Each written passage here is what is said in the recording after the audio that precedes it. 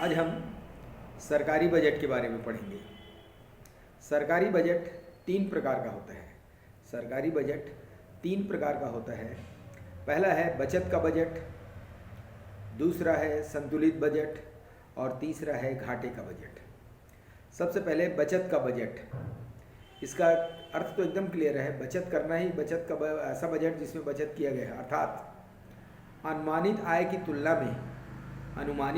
की तुलना में यदि अनुमानित व्यय कम है और बचत हो रहा है तो इसे बोला जाता है बचत का बजट। परंतु इस प्रकार के बजट पर जनता का सरकार के ऊपर विश्वास नहीं होता। वो तो यही सोचता है कि सरकार जनता की भलाई के लिए कार्य करने की बजाय सिर्फ पैसा बनाने में लगा हुआ है। सिर्फ क्या बनाने में लगा हुआ है? पैसा बनाने में लगा हुआ है। इसलिए इस प्रकार के बचत का बजट का कोई भी सरकार इस्तेमाल नहीं करता या प्रयोग नहीं करता। बचत का बजट प्रस्तुत करना लगभग असंभव हो गया है। बचत का बजट प्रस्तुत करना लगभग असंभव हो गया है, क्योंकि इससे जनता का सरकार के प्रति विश्वास नहीं होता। वो तो यही मानता है कि वो बचत कर रहे हैं, जनता की भलाई के लिए कोई कार्य नहीं कर रहे हैं। दूसरा बजट है संतुलित बजट। संतुलित बजट उस स्थिति को कहते हैं जिसमें सरकार की अनुमानित आय एवं अनुमानित व्यय करीब करीब बराबर हो। अनुमानित आय और अनुमानित व्यय दोनों बराबर हो, तो इसे भी उतना अच्छा नहीं माना जाता। प्रत्येक सरकार इस प्रकार के बजट को इस्तेमाल नहीं करती। संतुलित बजट के लाभ, पहला है सरकार द्वारा अपव्यय नहीं किया जाएगा। सरकार द्वारा अपव्यय नहीं किया जाएगा। दूसरा है सरकार द्वारा आर्थिक क्रियाओं में हस्तक्षेप नहीं किया जाएगा। और तीसरा है वित्तीय स्थिरता बनी रहेगी।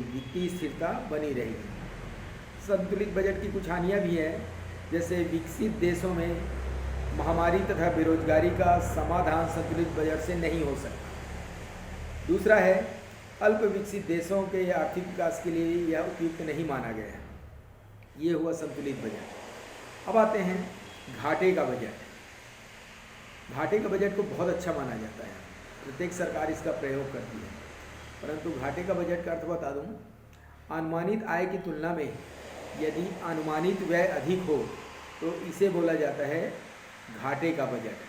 अनुमानित आय की तुलना में यदि अनुमानित व्यय अधिक होगा तो इसे बोला जाएगा घाटे का बजट।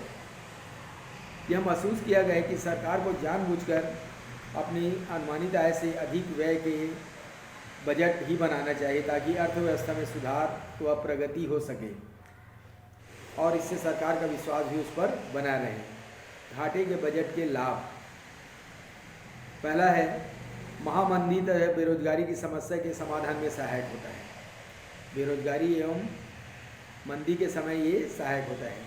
दूसरा है अल्प विकसित देशों के आर्थिक विकास में सहायक होता है। तीसरा है सामाजिक कल्याण के कार्यों में वृद्धि में सहायक होता है।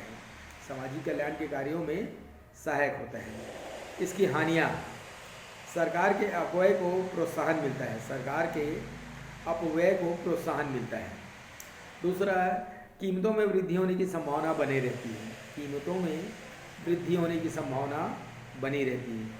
तीसरा है सरकारी ऋणों में वृद्धि हो सकती है। सरकारी ऋणों में वृद्धि हो सकती है। तो तीन प्रकार के बजट के बारे में हमने पढ़ा। पहला बचत का बजट, दूसरा संतुलित बजट और तीसरा घाटे का बजट। अक्सर क्वेश्चन आ जाता है कि प्रत्येक सरकार घाटे का बजट बनाना क्यों उचित समझते हैं।